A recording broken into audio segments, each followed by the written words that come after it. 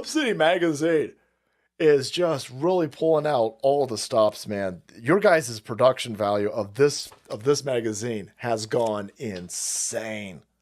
I mean, look at that. I mean, I remember when you guys, it was black and white. Even when it was black and white, I thought your quality was great. But damn, they have just, I mean, they just really stepping it up a notch. Look at this. James Corbett, boys. James Corbett. Genuinely cutting, but also funny, and obviously just chaotic and very fun. I love Flip City. It has brought new types of badassery and integrity to the print medium.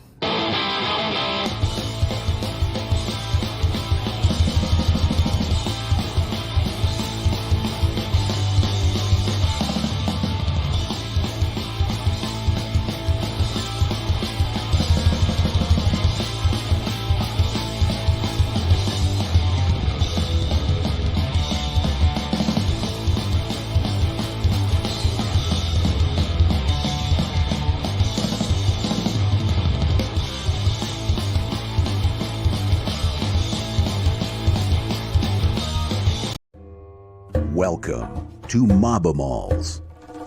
Mafia Animals Poker Playing Cards. Make 100. Where real-life mobsters meet the wild side. Let's dive into the intriguing world of this unique deck. Meet Carmine the Snake Persico and Vincent Mad Dog Call. Real-life mobsters with fascinating stories. Mobamals takes these characters and transforms them into their animal nickname counterparts. Introducing a 55-card poker-sized deck featuring 52 of your favorite mobsters reimagined as animals.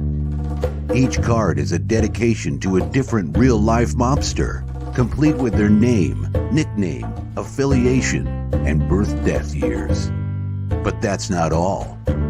This limited edition print run includes exclusive items like poker chips, signed decks, whiskey glasses, challenge coins, and even handmade Mobamal plushies.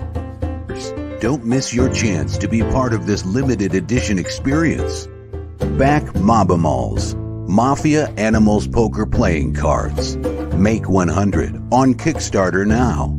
Let's bring these mobster animals to life together.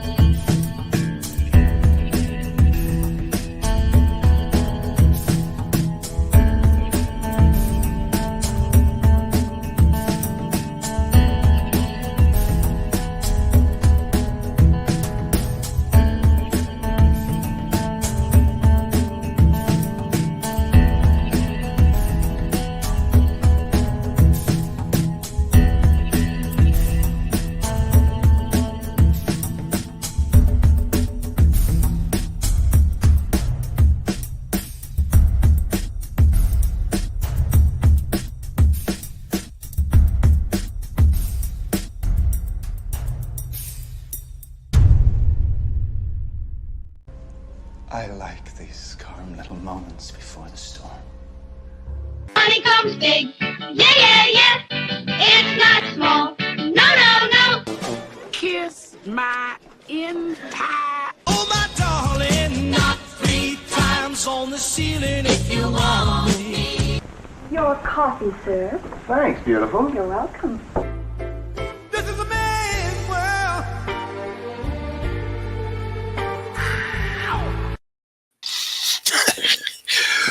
Welcome to the coffee shop, boys and girls.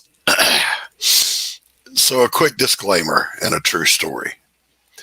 Started losing my voice last night. When I woke up this morning, it was completely gone. So what you're hearing now is me remembering how we used to talk at military training commands when you had to yell all the time. and your voice was always gone. So you found a different voice to use. This is not an effort on my part to be something different because my normal voice is gone.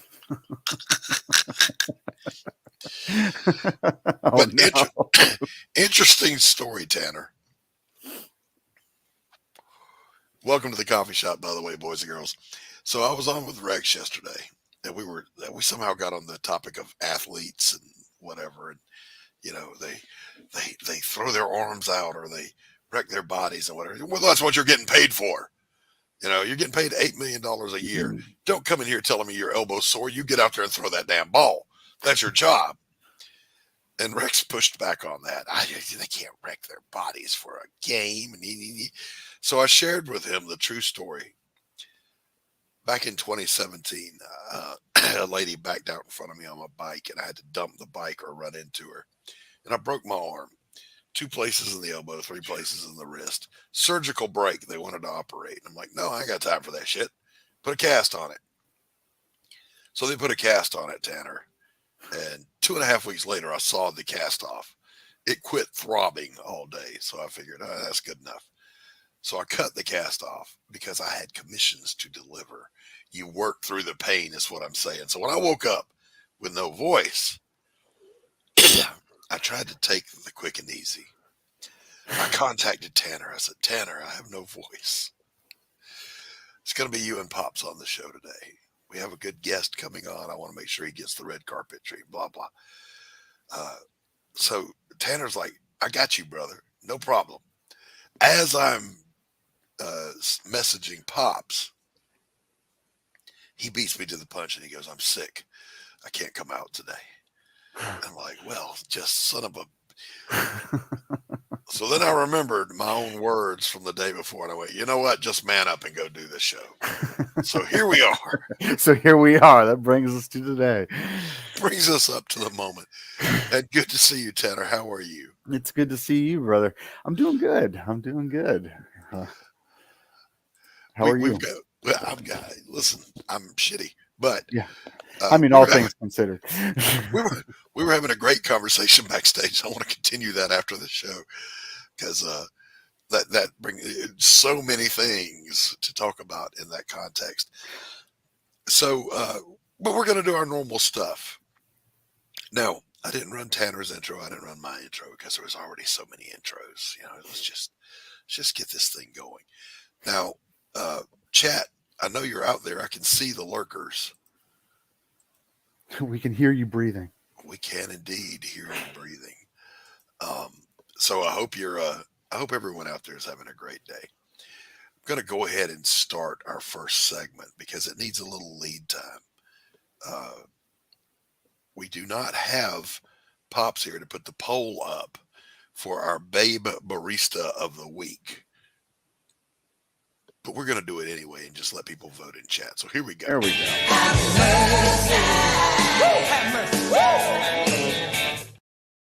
So our returning champion is this Ginger Shredder girl. Okay. Now, we have not yet had one of our babes defend her crown successfully. So will this be the time? So in the chat, if you want our Ginger, you can put redhead or ginger. It doesn't matter. Our brunette representation today is an especially tasty librarian, biochemist, who's working in on her PhD. That's all a lie. She's just a hottie. So there's our brunette for the day. And then our blonde. She's cooking something in the kitchen. I don't know what it is. It's just a thing. This is your opportunity to vote for your Babe Barista here at the coffee shop of the week. Our redhead returning champion, our brunette lovely, who, by the way, this girl's all over social media. I don't know who she is because she posts under a different name every time she posts, but she may end up being my model for Elizabeth Payne in the future. Or our blonde. So there you go, boys and girls. Just in the chat, you can write blonde, brunette, barista, And that'll get the message to us. We'll understand what you mean.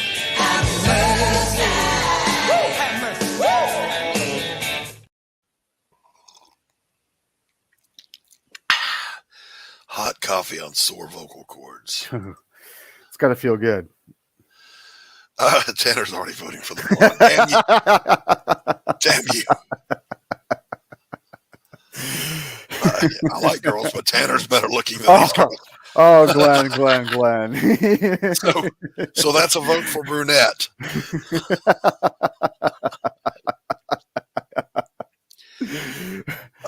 Flattery, if ever there was some.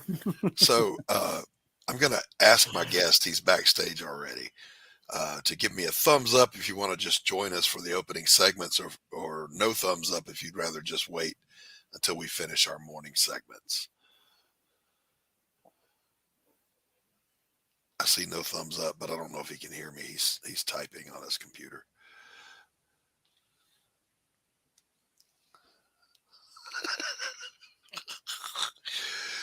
Let's go ahead and do another little segment here.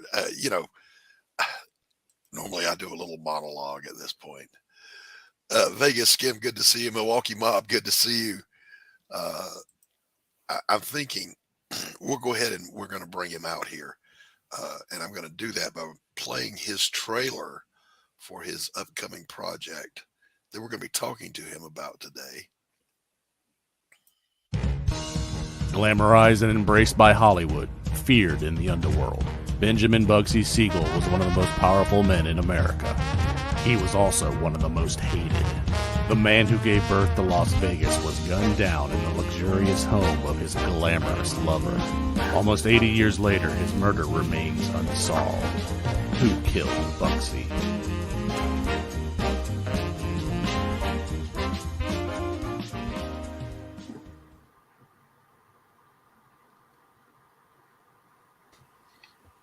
Wayne, Mr. Big, welcome. Thank you for letting me in. I really appreciate it. Hello, sir. How you doing today, Tanner? How you doing? Pretty good. Outstanding. It's good to see you, my friend. How are things up in the Great White North? Great and white. Nice. Very nicely. Ask a stupid question. It's a balmy 70 degrees here today, but it's raining. So you win some, you win some, you lose some. That's true. I mean, it could be worse. Let's say slick ice in the roads. Today, not so bad. I still have to be careful doing stuff with my dogs and bringing out the trash because there's slick spots. Oh, yeah, man. Yeah. And rest assured, Wayne, if I was up there, I would find them for you. I'd be that guy. Hey, listen, we're going to do a little segment right now, Wayne, that we like to call.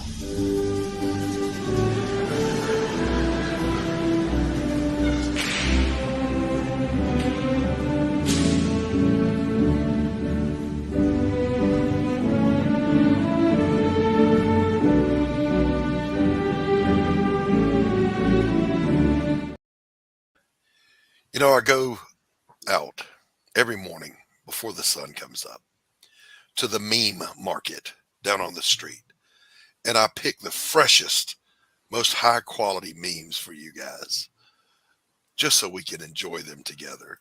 So if you know, you know. Billy, it's time you learn about money. The importance of Billy, no.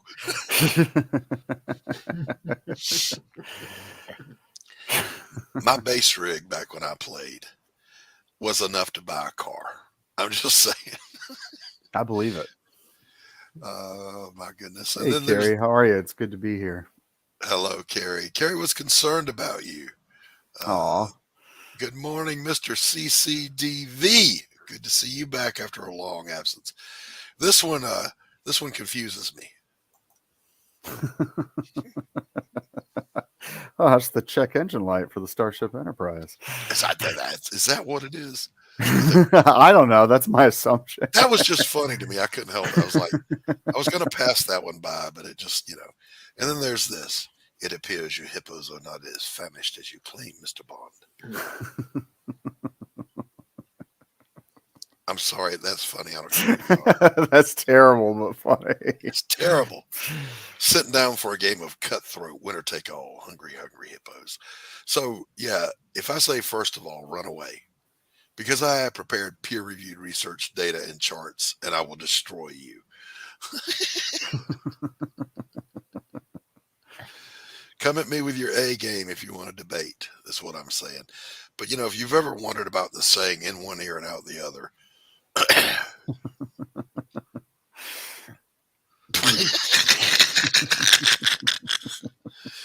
that poor bastard. Look, if I had to go through life looking like that and I didn't have the money for a surgical repair, I would definitely have a criminal record. I'm just saying. Women out there posting how bored they are when there's a sink full of dishes. That's going to get me in trouble right there. I can feel it now. Oh, no. I can feel it now. Take a man to buy comics at his local comic shop, and he will be poor for a week. Teach him how to make his own comic books, and he will be poor for his entire lifetime. Yeah, this is for that. There's wisdom there, There's boys wisdom. and girls. Lots and lots of wisdom. Something has to go fundamentally wrong in your head to make you want to do this. I'm Hawkeye. I thought I was Hawkeye.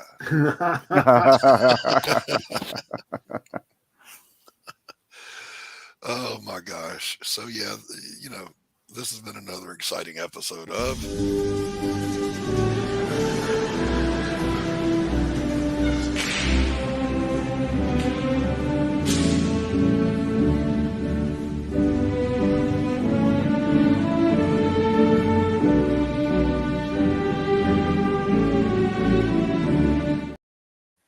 Glenn, you have a wonderful evening, my friend. Glenn, if I had the opportunity to go hang out with the wife and enjoy a glass of something red or be here, I'd do both because I'm dedicated. That's what I'm saying. Holy cow.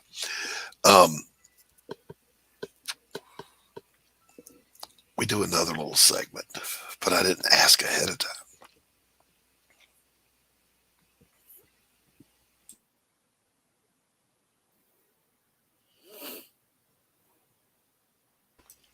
Pardon me while I barf up a lung. Uh-oh. Are you ready for your segment? Yeah, I can tell you. Bless you. A true story. After COVID, my sneezes changed. I used to just achoo and I was done. Now it's achoo choo or double sneeze or all this weird shit.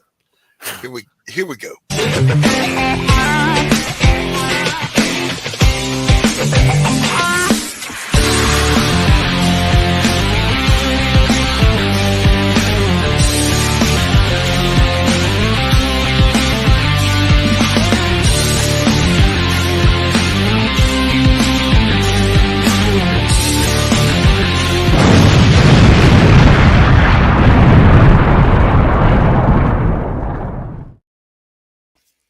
Greetings and salutations. I'm Tanner Hurley with another Great Moments in Comics History. And today I want to talk about a little mini-series that pits two pivotal fighting forces against one another in the pivotal RoboCop versus the Terminator mini-series. Hell yeah. Hell yeah. By Frank Miller. Who does an amazing RoboCop, probably the definitive RoboCop in my opinion, and illustrated by the man, the myth, the legend, Walt Simonson. Hell yeah. So this series, which basically showed the Resistance going back in time to destroy RoboCop, as he is the catalyst for Skynet and the rise of the machines, and realizes that he's not the threat that they think he is, and he goes to the future to take on the Terminator himself. Nice, blasting away at T-800s and getting some massive upgrades. Wow. that allows him to defeat Skynet and become the hero that he always was and will be. You know, the forever cop. RoboCop versus the Terminator. Nice. Go check it out. So, was Omnicore was the company behind RoboCop, Yeah, right? OCP. Yep. Okay, was Omnicore then the father of Skynet? In this, you know, kind of retelling of the mythology, yeah, they kind of were. Oh, that is. See, Frank Miller had a mind on him. Is what I'm saying. He did, or well, he still does. Yeah. Well, you know, he's getting a little. He's lost a step or two. Well, you know, I don't. You know, I carry a big torch for Frank. You know, and I always have. I always will. I don't think his writing is faltering. You know, I've picked up some of the newer stuff. You know, with the Dark Knight Returns, the Master Race, was really good. I've only seen the preview for the Frank Miller Presents stuff that's out right now. I think Ronin is a really good title, and a lot of people want to bash his art. I've seen it where it was colored with a like pop art flair or a throwback to Lynn Varley of the '80s, and that was with man, I'm gonna butcher his name, but they're Instagram artist, done some stuff for DC, but he went back and he redid some of the Miller's recent work, and it looked amazing, just as good as it always was. So I think the issue with Frank Miller, and he'd probably disagree because he handpicked the colorist, and there's nothing against this colorist, he's a phenomenal colorist when he's doing someone like Rob Liefeld or, you know, one of these Image guys, or, you know, the big two, but you know, picking Sinclair for Frank Miller, I think kind of hurts his minimalistic style. Okay, I can get on board with that. A good colorist can make or break any art. That is a faux show. Hey, in the meantime, while I have another coughing fit, I've got a little something coming out here at the end of February.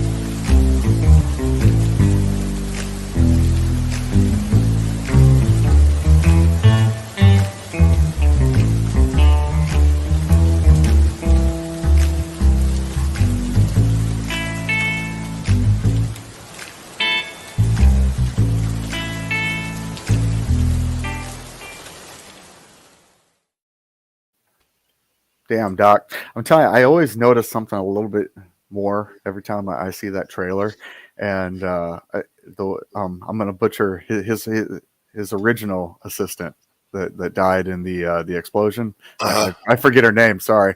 But it's all right, so do I. But anyhow, the way you drew that one eye slipping back into the corner, I was like, that's haunting. Oh my gosh, that's some Hitchcockian horror right there. Yeah, you know? you gotta have a little touch of that's. She must be dead to look like that. So, ladies and gentlemen, joining us today on the show.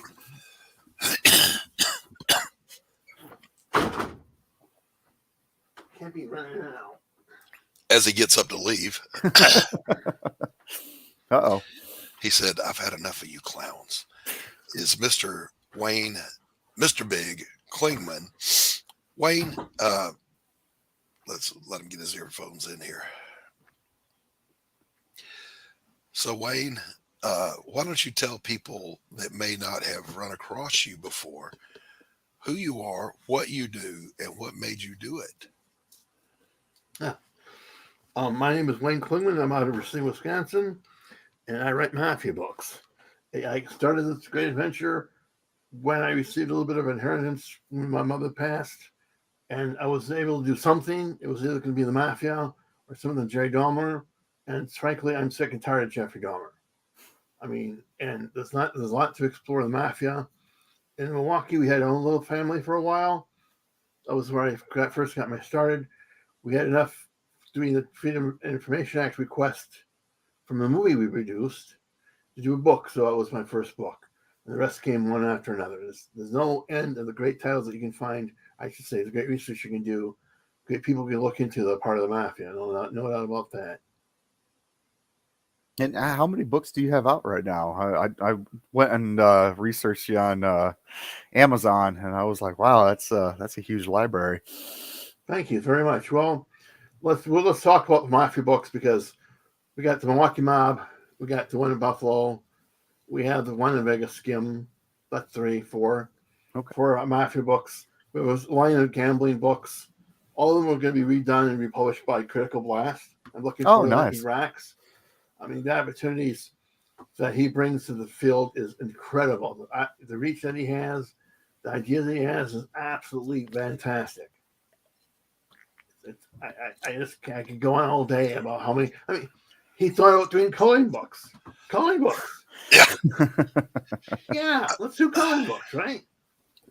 My question, Wayne, for you is, where did your interest in this topic? What was its genesis?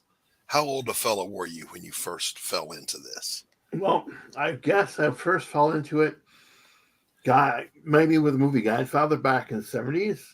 But I was interested in writing about it because the technology was not there to allow a person with myself, with the handicaps that I suffer with, to enter the writing field, right? Right. With Amazon being able to put something up and let people buy it without the roadblocks, without the gatekeepers, was huge. And Amazon allowed Mr. Big to exist. And having Critical Blast, who understands not only the world of publishing, but the ideas behind what makes a comic book great, what makes a comic book universe, that's something people want to be involved in, is only going to really allow me to go head and shoulders where I am today. Right. Now, of course, let's be clear for our viewers that are watching. The work you're doing are true stories. Yes, sir. They're biopics. They are documentaries. So it's not like, My Little Thing, Their Damn Dirty Thing, which is completely fiction. This is all true stuff.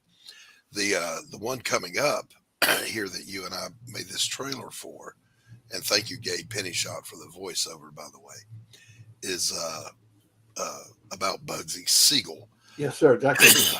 Now, I knew nothing about Bugsy Siegel when Wayne approached me and we started working together on the trailer.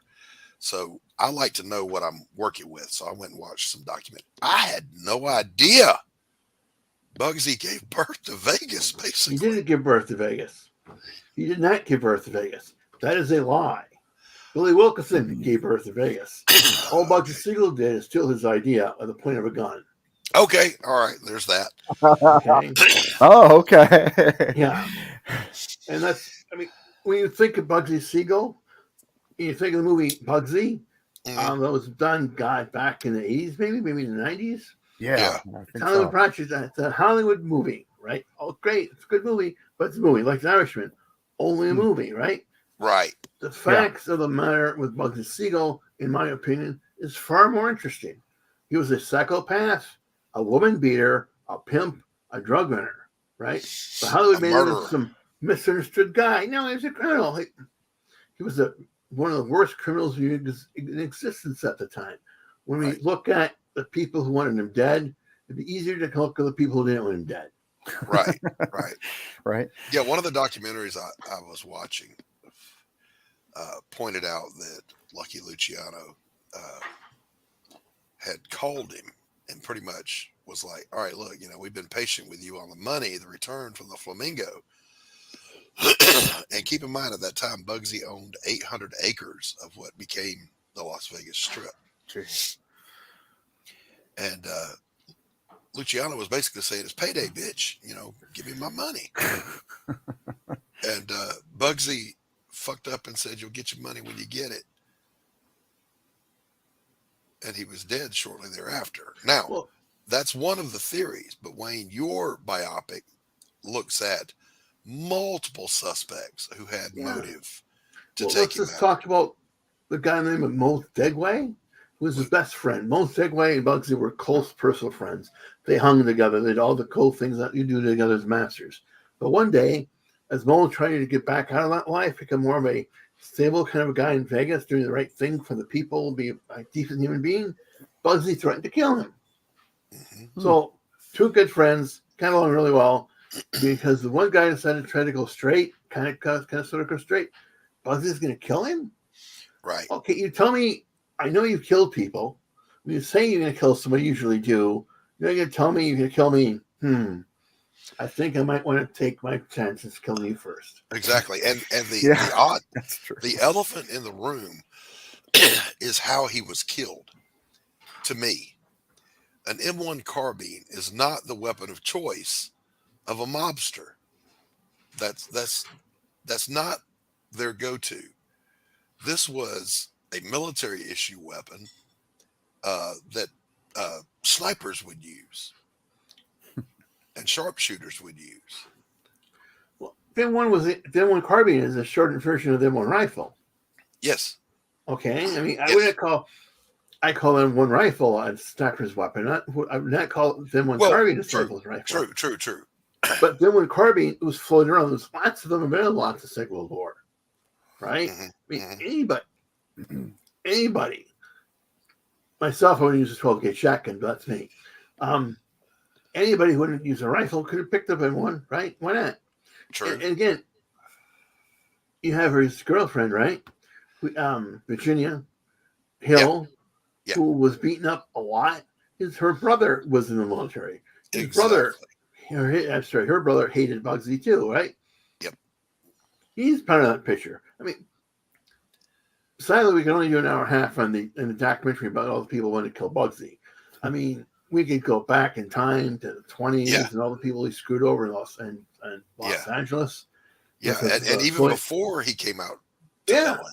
Yeah. I mean, he took out his best friend from his youth.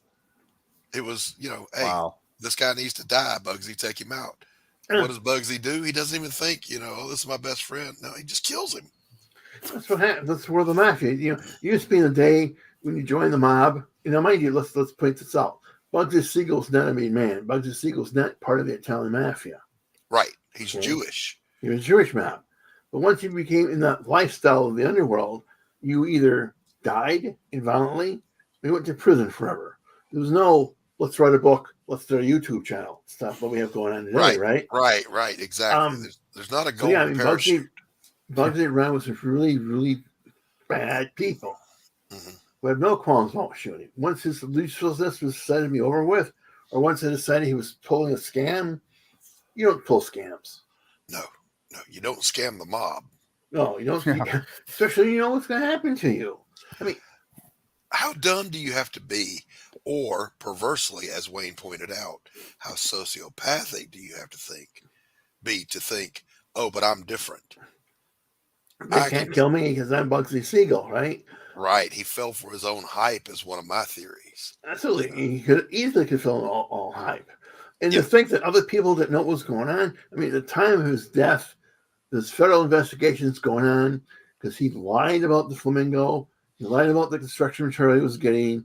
All the people in Los Angeles, all the places up and down the West Coast wanted building materials for their homes, for their businesses. And this guy is ripping you off. This guy is cheating the system where he's going to build a casino and you have to live in a Quonset hut. Right. I know. Maybe I'm upset too. Maybe if I spent 4 years fighting the Pacific War, I'd be upset too. Which leads back to the M1 carbine. For those of you who don't know, there were a total, I think, of 9 shots were fired. 5 of them went into the wall. But interestingly, the first shots were 2 in the head and 3 in the chest? Something like that, yeah. One of them blew out his eyeball, yeah. Yeah, I mean, one of them was, I'll dot your eye. We've all heard that saying. He got his eye dotted. That is not the average thug on the street shooting. No. That's precision trained shooting. I think the other shots were red herrings. Sure, we have to write from what we want to keep people in the house. Let's keep firing for a while. Yeah, that and I'll make it look like a random mobster did this shooting instead of an expert marksman. So here, I'll just blow a few rounds through the windows and hit the wall over there. Because that can look for me really hard anyway. Right. So, but Bugsy was an interesting guy. He was, absolutely. No doubt. A big player in the hit squad out in New York. Excuse me. Pardon me. Back in the 20s and 30s. Yep. He was a nice person. I mean, he was people think that Bugsy, because he dressed nicely, right? Was a nice guy, right? Because he had that Virginia in his arm, he was a nice person to him. Her too. No, I can't emphasize enough of the idea that he was a pimp. Right. A pimp preys on weak women. Yes. He was a monster and very, very, very. Did you like Hollywood? Probably. Hollywood loved him. Yeah. He did a screen test for a movie. Yeah, he did. They were like, Bugsy, let's put you in the movies. You're a handsome fellow. Well, obviously that shit didn't happen. He knew George Raft. George Raft. He knew George Raft. Mm-hmm. George Raft could have done more for him. But they also knew handsome Johnny Roselli, who made movies. Roselli was part of the Chicago outfit in LA at the time, right? Who also hated Bugsy, by the way. We can put him in that list, perhaps.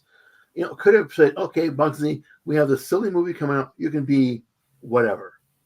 But no, they said, no, Bugsy, Hollywood's not for you. You go to Los Angeles, you go to Las Vegas, you do the casino type stuff. You continue loan sharking. You continue pimping.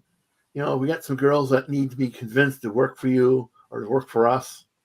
Right. We got the juice loans that we need to be collected because we gave the studio money. They don't want to pay us back. You talk to them. Right. Yeah. Now, me personally, I wouldn't want to be the movie producer to tell Bugsy, listen, we're not going to use you in this next movie. I expect that they had George Raft talk to him, or had a discussion. Or I was going to say either George Raft or even his superiors, who at back in New York, Lucky Luciano, might have said, "Hey, you're not out there to play. We sent you out there to work. Get out here to Vegas, build this thing, whatever." Who knows? Who knows? But we do know that at some point he believed enough of his hype to make him think he could tell Lucky Luciano, "You'll get your money when you get it. Fuck off." Also, let's assume he was mentally ill, right? Let's assume. Okay. In fact, I think, but we will never know if he was. Well, let's assume he was mentally ill. Perhaps the mental illness got worse. Perhaps he's incapable of determining the difference between reality and fantasy. Correct. Perhaps he believed his own hype. Now, I read this, Wayne, and maybe you can enlighten me a little bit, but it was not in the documentary I watched. Apparently, Lucky Luciano at the time was banished. So there was a meeting that took place in Havana, Cuba. Yeah. Where he got one last chance. Someone interceded for him with Lucky and said, "Let's give him one." Well, he was close friends with Lucky and Marlansky. They're good friends, and Frank Costello. They all grew up together, right? Mm-hmm. So obviously they were going to do everything they could do to rehabilitate him before they killed him. Okay. And perhaps he was sent a message. Perhaps they said, "Hey, we'll give him one last chance. We'll wait a few months, see what happens." And sadly, that didn't work out for him. But again, so many people want him dead. Yeah. So maybe they found that an opportunity. He's in his girlfriend's home. Perfect place to hit him. He doesn't have any bodyguards with him. She's conveniently not there. Absolutely, she's gone. So that smells like a setup. Well, Wilkinson's gone too. Wilkinson's in Paris. I mean, Wilkinson. I believe Wilkinson had to flee for his life, so he went to Paris, right? Right. Well, hard would have been in Paris when he has money to make a phone call and say, "Hey, you want to make a couple extra 100,000? I got the money. Yeah. Let's make our joint problem go away." Right. So originally, Bugsy goes to her house, and this is Virginia Hills Mansion, which beautiful house. By the way, I found out later on that Howard Hughes crashed a plane into that place. No, I did not know that. I didn't know that. He crashed a plane into it, and shortly thereafter is when he lost his shit. So it's like, is that house cursed? The house. It's the house the whole time. But anyway, Virginia agreed to meet Bugsy for a getaway. He was coming into town for basically a booty call. And he gets there, and she's conveniently gone to Paris. It makes me wonder, did someone in the outfit at the bidding of Lucky say, hey, unless you want to go down with him, you might want to make yourself scarce. Yeah, easy enough. I mean, why didn't he have his bodyguards with him? Who was the guy that was with him? It was her brother. Her brother was there. Okay. Yeah, and he didn't get hit. No, not even close. He was across the room. Yeah. And he had the good sense to fucking duck. Well, I would have done the same thing. First ball comes through the wall, I'm ducking. Right. I hear that gunfire. I mean, we hear gunfire here. I have a brick home. So we're not too scared of gunfire now, but I could see he's falling on the floor. Yeah. But now the documentary you've got coming out on Bugsy, of course, is not by any stretch your first work in this field. No, sir. How many books have you done? Well, to talk to Mr. Tanner, I have 4 books now. Oh, some of them we pulled off. We pulled down all the fiction books. We pulled off down a couple other ones that weren't selling well. We pulled down some books that Critical Blast is going to work for us and put back up. Mm-hmm. I'm really looking for that. So I have 4 books that you can get now if you're interested in Mafia. One, the Mafia in Hollywood, you can get via Critical Blast. The rest are on Amazon. We hope to have the book on the Buffalo Mafia up for this month yet. Knock on wood. Actually, it gets released on the 5th. So if you want to pre-order the book, you can pre-order it. I'll even sign it for you. If you want me to pre-sign a book for you, I can do that. DM me offline by my Twitter. I'm easily available on Twitter. If I can plug my Twitter here. Yeah, absolutely. As a matter of fact, Wayne, if you want to drop your links in the private chat here, I'll share them out. I mean, I do that separately because I'm terrified if I leave the screen, all bad things will happen. I've been doing here. Yeah, for those some behind the scenes stuff, Wayne and I had a nightmare just trying to share the trailer with him. Every way we tried failed. Oh, jeez. And then to confound it, right when he's getting ready to come on the show, he's like, "The link's not working. It's making me do this, making me do that."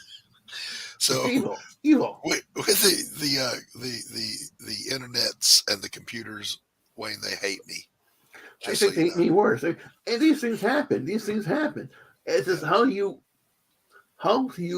deal with the situation when they do happen. One of the things I admire about you comic book creators is you guys have to deal with all kinds of weird shit all the time. But yet, how do we persevere?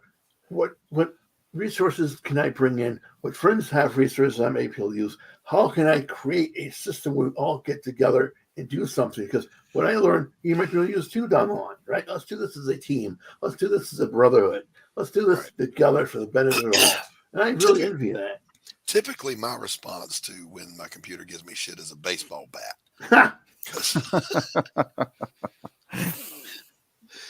It just needs an attitude adjustment. But yeah, there's, even being the artist writer on my book, without my publisher, who also serves as an editor and a good sounding board, I couldn't do this. He does the fulfillment. He's making trailers for me. None of us are an island unto ourselves. No. Even Ethan's got his family shipping shit for him. Come on. Heck yeah. It's all part of an effort. I mean, the fundraiser is yet to start. The trailer is going to be used for his fundraiser. The fundraiser is yet to start, but I'm very, very confident, only by the interactions I've had with you with others, sir, that I think that we'll do really well with the funding. I think we'll meet our goals. Yeah. Now, where are you going to launch that campaign? Fund My Comic has a sister site that we plan to use. Fundiverse. Yes. Fundiverse. Yes. All right. Good for you, Wayne. Now, I would encourage you to, after that campaign, take it over to Indiegogo, take it wherever you need to, multiple revenue streams. because you'll get eyes on projects in other places that you might not get in one or the other. I Yeah. say that as the generic prescription. Personally, me, with my projects, will never be anywhere but Fund My Comic, because I was on Indiegogo and they shadow banned me from my sign up all the way through the campaign, all while denying they shadow banned me, and all while they were taking credit for 20% of the traffic to my campaign. You don't get to keep my business. You don't get to gaslight me, cheat me, gaslight me, tell me I'm the one that's wrong. Yeah, you can pick one and suck it. I'll be on Fund My Comic for life. Yeah, I agree. Why give any money to organizations that don't like you? Exactly. You know. If you don't want to do business with me, cool. Yeah, No we don't problem. have to. You don't have to work. I'd rather be told up in front you don't want my business than be lied to. Well, yeah, and I think that's the issue with the industry, as a whole, is that disingenuous attitude. Yes. Yeah, there's a lot of you can't escape the culture war or the politics unless you find a place like Fund My Comic where the creator said, we don't do censorship. I was talking to Luke. A lot of people know the story. Mike Barron's book, Private American, was on Kickstarter. And this hate mob came after him and said, this book is full of racism. Now, mind you, no one's read the book yet. No one's even seen it. Yeah, no one's seen it. But there's this mob of leftoids that just come at Kickstarter, and they managed to get his campaign pulled down.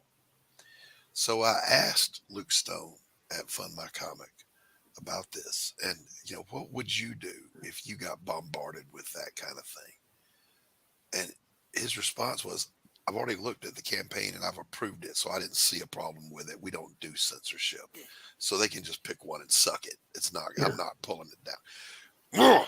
Yeah, that was the most testosterone thing I've heard all year. I mean, if you don't like the project, then deny it at the beginning, right? Say this project isn't for us for whatever reason, right? Exactly. The life goes on. It's fine. It's okay to disagree, but to cheat the money, which I think that was Indiegogo was doing. He was trying to cheat money from them. It's dishonest. It's scriptural. When it's them, it's going to be you. Yeah. Your day will come. And that's a lot of people don't get that. If you're part of the cancel mob, you're one of these cancel pigs, and I hate this guy. I'm gonna get my buddies, and we're gonna cancel this guy. The shit can happen to you too. And usually does. I mean, once they're done getting rid of all the people that they don't like, that's when they eat themselves. You see it in everything. You see it in entertainment and Hollywood and comics, and politics, and It sounds like we can only do so much. But the first thing we have to, in my opinion, to fix the problem is know our friends, and work with our friends, support our friends. Exactly right. Well said, sir. Now, they are not an official sponsor of the show, boys and girls. However, but they ought to be. they ought to be paying me. I gotta say, Doc, I really want to put an ad for my books in your comic. Okay, we can do something like that. I mean, that to me is a perfect fit. I mean, it just sounds like it's the Critical Blast Plays Hour. It should be. I can't tell you the difference with working with him, with working with other publishers I've talked to in the past. Let's say he answers emails on a timely basis. If he has a question, he knows how to get a hold of you. He's always looking for things to make everything could work better. That's RJ. That's just that's RJ. And wait a second. And this guy in Canada can't do these things. He doesn't answer emails. He doesn't return phone calls. He gets you pennies in the dollars for money that you bring in. It's like, wait a second, I went to work with you. Why? Exactly right. Why am I here? Yeah. I just remembered you suck and my feet work. I'm out. I'm out of here. I'm gone. Yeah. and people learn. And sadly, one thing I've learned too, if life is a process of change, a process of learning, right? Don't be afraid to fail. Don't be afraid to sit there and say, I tried this. It doesn't work for me. I'm going to do something else now. Right. Or what did I learn because this project failed? Right. And apply it. Yeah, Wayne, the answer is always no until you ask the question. Yeah. You will always fail if you don't try. Yeah. Will my fundraiser be a success? Yes, I hope. As I think, should Buzzy be a success? Let's not kind of one here. Wait until you see the Project Vegas skim. God. Now, Wayne, I do have a question about Yes, sir. the documentary. How much of that is shot already, recorded in the bag? How much of that is done? Bugsy? Yeah. Other than outline, nothing. I got people to do the talking heads part. We know the outline spot's going to be, but nothing's been shot. Once the fundraiser. So this is in its infancy right now. Absolutely. Once the fundraiser is over, we'll pull the trigger. From the time that trigger is pulled, let's come up with dates. Let's make up dates. On the 1st of April, right? The project should be done in the bag, ready to go by the end of April, beginning of May. Wait a second. Right. I may have got my months wrong. About 6 weeks, right? Mm-hmm. But we really want to do the premiere in guess what city? Chicago. Vegas. Vegas. Right? Would be really nice. It would be really nice to do the premiere of the movie in Vegas, right? Awesome. At the Mountain Museum. You should do it at the Flamingo. No, we made inquiries and they said, who are you, and go away. Well, the thing is, they would like us to believe that they respect their history. You don't have to. You can respect the history, not like that's some of the people who did the history, right? But to find any semblance of anything to do with the Bugsy, there's a little plaque about yay big somewhere hidden away. Yeah. Okay. Yeah. If you don't like Bugsy, that's fine. It's great. I mean, I don't care for the man myself, right? Right. But let's not disrespect their history, right? Exactly right. It is what it is. It is what it is. happened. It happened. You learn from it. Okay. Gee, when I'm if I'm going to borrow money from the masters, I'm going to pay it back. Yeah. I'm not going to piss off everybody. I'm not going to pay off people. I'm not going to piss off people. Excuse me. I'm not going to upset people who I know will kill me. Those are good things to take away from the Bugsy Seal story. Yeah, and here's the thing too. If the Flamingo today was run by the benevolent order of nice guys, squeaky clean, no criminal history, you can still acknowledge how the place started. Yeah. You know? Now, if you're still the mob and you're still running the Flamingo, meh. Yeah. We don't care. Yeah, why would you care? If you look at there's a casino down in Vegas called El Cortez, right? Mm-hmm. El Cortez has roots to Bugsy, has roots to Mayor Lansky, has roots to all the bad people, right? They have a restaurant named after them there, right? They kept the original rooms intact. Yes. As much as they can be. Because, they don't want to say, I'm going to be careful here. I don't think they're catering to the mafia. I will say that right up in front, right? But you want to come in for a night, pretend you're Mr. Bad Guy, pretend you're Mr. Big. Who cares? They don't care. Exactly. They want you to. Whatever it takes to get you to gain longer, they're there for. Whatever it takes you to stay up next night, they want to do. Yeah. Makes sense. You know, that goes under the heading of there's no such thing as bad publicity. Like if I'm running the Flamingo, I'm going to have the Bugsy suite that you can rent. And I'm going to charge you more money for that than the presidential suite. Okay? That's it. That's the penultimate place to stay is the Bugsy. I want to stay at the El Cortez and one of those suites, right? I do want to do that badly. I want to go to the Golden Gate and stay one of the oldest hotels in Vegas. I want that experience. Even though the rooms, I understand, are thin-walled and there's a lot of noise and stuff. Oh, it's okay, right? It's okay. I have the experience. I can be Mr. Big for a week. There you go. Also, as part of the Flamingo premiere, you guys are hearing this first, we're going to incorporate it with the Mr. Big After Dark tour, which would be 3 days where we go to El Cortez, where we go to the Golden Gate, we go to different spots where the mafia did things, right? Yeah. Not to have gun battles, but to play some games, play some craps, play some blackjack. Right. And the key distinction here that everyone should remember is Wayne is a historian above all of this. Okay. That's all this is. It's part of our history. He's not endorsing the mob. No. He's not trying to do an expose on the current mob. He's a historian, you know? So what I'm saying is don't shoot Wayne. Don't shoot me. No, trust me. There's a reason why Wayne's not go to Buffalo, New York. Buffalo, New York, Rochester, New York, We'll never see Wayne Clingman. That happened. That happened. Right? I mean, they're killing people in Buffalo, New York, as we speak. In a couple of weeks, there's going to be a trail started, right? Right. As part of the events leading into this trail, a witness has been killed. It was ruled at once an OD, right? They changed their minds. They now think it was a murder, right? You have the guy that's been charged with drugs and sex trafficking offenses, right, on tape, saying he's part of the mafia. They have people linked to motorcycle gangs with close relationships with the mafia in Buffalo. I mean, and talking about witnesses and what these witnesses might do to them in the future. That terrifies me. If I was a witness for that trial, I would be in South America hiding. Somewhere else. Somewhere. Where can we find you, Doc? Nowhere. You will not find me. Best place to find me is on my Twitter, which is at Milwaukee Mob 2 on X. You won't find me. That's what I'm saying. We got to play a couple of commercials here, boys and girls, to pay the bills. Let's do that very thing. Hey, yo, y'all know me, Pops Van Zandt from the Madness Comic Network. The Madness Comic Network coming to Roku. You can check out our preview channel right there, right now. Look, we're bringing all of our content to Roku. I'm excited. You should be too. A shout out to Hart Fisher at the American Horror Channel, baby. Woo! You know what's up.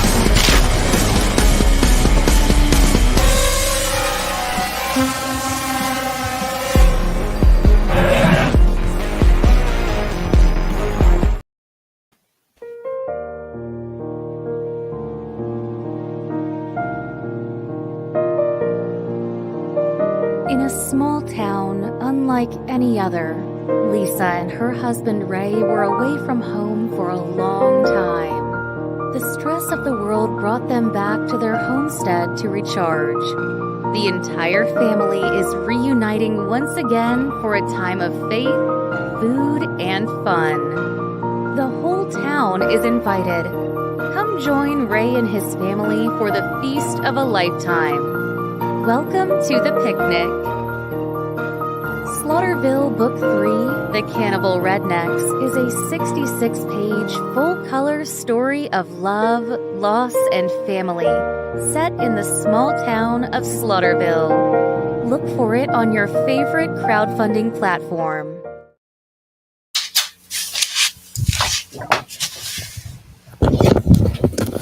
And we're back. Heck yeah. Oh, I had to run, Tanner. How about you? Yeah, I did too. But, I made the joke. I was like, a new year, new me. Well, new coffee maker too. A real one. Good man. Good. Cheers. Cheers.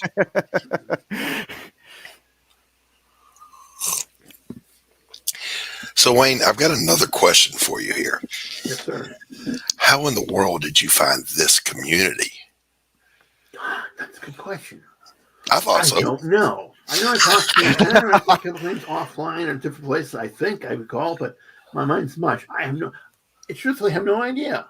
I think a couple of years ago, I even joined the network when I had some spare cash, trying to see what would work for me at that time. It wasn't a good fit, but this is now time. Different things, different times, different things, different people, a different us. And then again, I'm with CJ now, and CJ is my Sherpa guide. He's leading me through the mountains of the Himalayas. RJ. RJ. Yeah. CJ, RJ. Critical Blast, RJ. Yeah. something. RJ is indeed one of the I consider to be one of the backbones of this community. Oh, yeah. You know, the guy is just, he does what he says he's going to do. When he's going to do it. If he doesn't, he lets you know. And he's not to talk about me too much, though we should be, because of sunflower and stuff. Let me just say this. In my relationship with my first book on the Milwaukee Mafia, I ran into a publisher who made all kinds of promises. None of them came true. They never even communicated with me, but nothing they said came true. Nothing they said was even accurate. It's like, wait a second. Why am I here? As you said, I know I got feet, I can leave, right? I left, figured out a way to leave. I got out. But I think of all the people out there, poor writers and comic book creators who get bad deals and don't. I think it's key that we relate communities who at least give us guidance of who the good people are and what we might be careful of. You are spot on. I don't think some people who are publishers out there, they forget that they're part of a creative team with the creatives. You know, you have to communicate. You have to come through with what you say you will. You have to support the project. If you don't, why are you even involved in it? Yeah. Things happen. So you write that email, you make that phone call. Exactly. When my former relationship with the publisher, when they got hold of me and said they couldn't do something for me because they had still COVID for the 6th time. Okay. All right. At least, you know, a bad excuse is better than no excuse. Or, as my commanding officer used to say, any old excuse will do. It's easy to be honest, you know. And again, I'm thankful for you, Doc. I'm thankful for Pops. I'm thankful for Mr. Tanner. I'm thankful for everybody because you know, in a community, people don't have to agree on all the subjects. You know, we can disagree on things too. Sure. But knowing that we're part of a community, so at the end of the day, we'll do what we can do to help each other out. Fine, I'm with it. If I can help with something, let me know. Exactly right. So, boys and girls, if you're watching right now, remember we have a little thing going on here.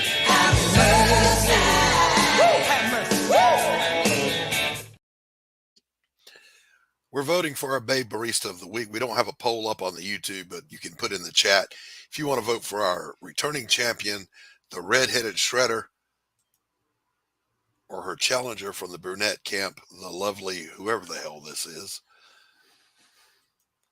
or the beautiful blonde in the kitchen. So again, in the chat, just write red, brunette, blonde.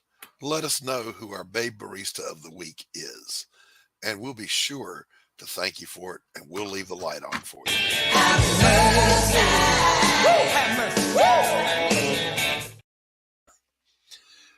Oh my goodness gracious. Let's see what's going on in the chat over here. You know what? We may have a returning champion this week. Everybody's voting red. As they should. Now, I personally am leery of redheads. I had a bad experience. I had horrible experience. Not with one, not with two, not with three, but with 4 of them. And a friend of mine said, wow. I said it was like eating peanuts. I couldn't stop. Well, they're so evil, but so much fun. Yes. Yeah. Back in the day. You know, trips down memory lane are often beset beset with mines that you don't want to step on. So, you know. What we remember probably is not the past, which is fine. Yep. You know. Yeah, just is all I know is if I'm out in public, like my favorite place to go is Safe House Coffee Roasters here in town. Lovely coffee shop, fresh roasted coffee. I go in and there's a cute young barista working there. She's brand new and she's a redhead. And she says, "Can I take your order?" And my eye starts twitching. You're going to spit in my coffee. Go get me somebody else. Yeah. So, Wayne, when is the campaign launching? We hope to launch it the first week in February. First week of February. My partner in this project, who also helped me write 2 of my books, is undergoing some surgery in the late first part of February. We're trying to make sure he's good to go with it. Okay. This is going to be all hands on deck sort of thing. All right. Now, let me both extend an invitation and ask, can you get him to join you and come back on a stream during launch? Maybe with I believe RJ? that's possible. I think Raj would be very, very happy to come on. He brings unique perspective to many things. Sometimes I can say about Twitter, let me plug Twitter, right? Or X is it called now. Mm-hmm. I've met the most interesting people in the world on X. Yeah. Interesting. And people say it's not the place to be because of this plot. You don't have to take those conversations. You can keep scrolling. Yes. Yeah, right. I mean, I have an account set up where I already talk about comics, or talk about war games, or talk about silly fantasy books, right? Right. Because I get too much of the main shit. I can talk about a comic book. We'll make it a point during your launch to have you on, your partner, and RJ, and we'll talk all things Bugsy. And, There you go. And really push that thing for you, because I would love to see it succeed. I can't wait to see what you're going to do with it. Well, I think if Bugsy goes well again, I hope that it does. I have all the intention in the world that it does. I think the Vegas Skim, the things that 2 men, myself and Roger, are both Netsman chickens, can take an idea base that we had confound each other on Twitter and create documentaries. One and Bugsy will be like the one I did at Frank, right? Low, and then a lot of money, right? Vegas Skim, it's going to be some money. But I think that Bugsy, being successful with Bugsy, will open the doors needed to do something with Vegas Skim. Because the Vegas Skim is a fascinating chapter in American history. Right. Now, do you already have your narrator picked out? We do, sir. All right, good. Good voices make a documentary. They do. I was reminded of that this morning in the wee hours. We get up early here. I got up at 4, but I was sick and I didn't feel like getting out of the bed. So my go-to is to put on a documentary that must meet 2 criteria. 1, it has to be interesting enough so that if I'm paying attention, I enjoy it. But 2, I need a droning voice that I don't have to pay attention to. And my go-to for that is Sir Richard Attenborough. Yeah. His nature documentaries. The hummingbird is the jeweled bird of the Amazon rainforest. I lulled myself back to sleep this morning with Sir Richard Attenborough. However, having said that, he is also interesting enough that if you want to learn something and listen, you'll enjoy every minute of it. That's what I look for in a great voice. I was watching a series for a little while there with Morgan Freeman, and I'm telling you, come on, Morgan Freeman. I was like, well, I could watch this for hours. Yeah. Morgan Freeman can read the phone book; it'll be good. Yeah. There's one of my big things is history, first of all, and then certain segments of history, like naval history, particularly not Age of Sail, but World War I, World War II, is a big thing for me. So Drakenophel is a huge channel here on YouTube, and he does a show called The Dry Dock, where he answers questions. Now, let me point out to you, these shows are 3 hours long, and there are dozens of questions. And my man is sitting there sipping a beer and answering the most technical questions off the top of his head like a human computer. I've never seen anything like it. If the aspect ratio on the 5-inch 38 was blah, blah, blah, and the poundage of the shot, how far would a blah, blah, blah shell go? If the barometric pressure, and he would go, that's an interesting question. So you want to calculate blah, blah, blah, blah, blah. Like, how are you doing this right now? My brain doesn't work that way. The show would be short. They would ask me that question. I go, I don't know. No, it's like I was a tanker while I was in the service. And, there you go. Recently, I was interviewing for a job to go back and be an instructor, for the Army. And it's been 3 years since I've been out, and they started asking me tank questions, and I was like, I don't remember any of this. And I thought, man, I got done with that interview, and I was like, well, I didn't get that job. And then I had to call back the headhunters that that were like, yeah, tell us how it went. And I called them up immediately, and I was like, hey, yeah, I don't think I got the job. Well, oddly enough, I got the job. However, there you go. I would have had to have moved to Texas and Fort Hood. Yeah, Fort Hood. And my wife was not having that at all. She was like, no. Fort Hood's a beautiful place. Now, I went for a job interview. But the crime rate is insane. Off base, or I'm sorry, you're saying Dak? I apologize. Yeah, off base. No, that's all right. I went for a job interview, Tanner, speaking of that. As a young counselor who graduated with a 4.0 GPA, already had some hardcore internships behind me. I've been doing this for a minute. I went for a serious contract with a large agency. And they asked me about my therapeutic approach, what was my theoretical model that I operated from, and I was able to answer that eloquently. And then they said, what do you know about cognitive behavioralism? Obviously, because that's the model they're using. I know a lot about it. But in that moment, I knew nothing. My brain went blank. Oh, no. We were having coffee. It was a very informal setting. I said, thank you for the interview. Have a good day. And I let myself out. Yeah, it was like shotgun. It was, it reminded me of being at the board, going to the promotion board. That's how it used to be, but they had these 3 guys, and they're all, experts, and, we call it Mike Golf, or the master gunner, so they're all master gunner qualified, some school that I didn't go to, but right.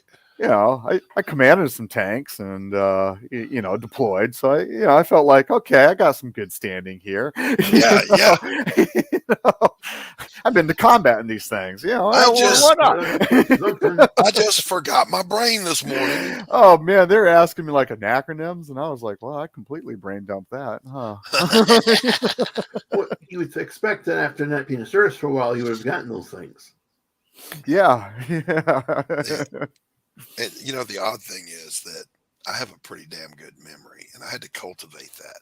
And I'll tell you why. When you're doing therapy with someone, I was a counselor. When you're doing therapy with someone, you don't take notes in front of them. That's off-putting. They'll think, what did I just say? So you don't take notes, but you have to document everything that happens in every single session that you do. So I had to learn how to memorize almost everything the person across from me is saying while still doing the therapy. So I developed a really good memory. Let me tell you something, Jack. I retired. That shit went right out the window. What do you mean it's trash day? What day is it? It's like, I had a VA meeting today, and I was talking to the lady, and we're talking. One of the issues that I have is severe memory issues, and and then we got to talking, and I was like, yeah, it's finally dawned on my children that they're like, wait a minute, Dad doesn't remember like what happened 10 minutes ago. We can use this. We can use this. So thank God for my wife being, on top of it. God bless our kids, though, that they're agile-minded and thinking. Yeah. It's like, I'm going to beat your butt for taking advantage of this situation, but God, I'm so proud of you right now. Horrible little thing. Get out of here. All right. It's about that time, boys and girls. We're going to wrap this thing up. I have been your under the weather host for today here at the coffee shop. And I want to thank Tanner for being here, and Tanner being perfectly as willing. Always. Yeah, and thank you, Tanner, for being willing to jump on the grenade and handle this by yourself today. I was going to. I was fully prepared and everything. I have no doubt whatsoever. I want to thank our guest, Wayne, Mr. Big Clingman, Fascinating guy, great to talk to. I enjoy the conversations very much. One of the only, maybe there's 2 or 3 of us guys who are at war with technology at the level I operate in. So hail, brother. Yeah, I hear that. They're evil. Evil, I tell you. It is evil. It is evil. I want to thank the chat. You guys, as always, rock. Let's see.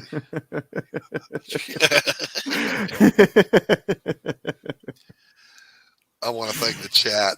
We're nothing without you guys. We're going to declare the winner of the poll to be the redhead, our first successful defending of the crown. It doesn't happen often. No, it this is hasn't the happened first at all.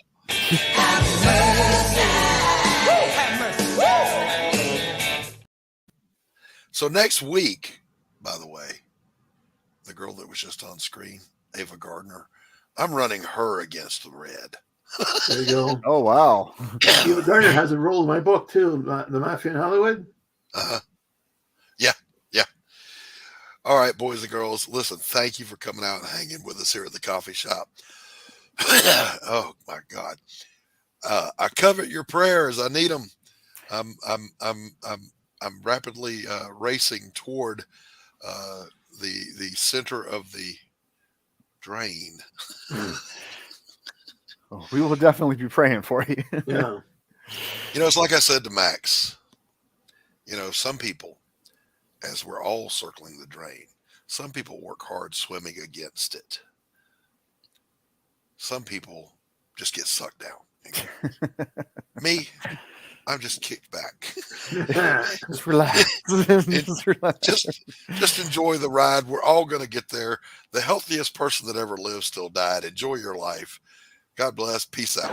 Look, I don't mean to be rude, but I'm tired of talking to you. And don't think it hasn't been a little slice of heaven, because it hasn't. Well, what do you know? I finally got the last word. Good night, everybody! Quitting time! Quitting time!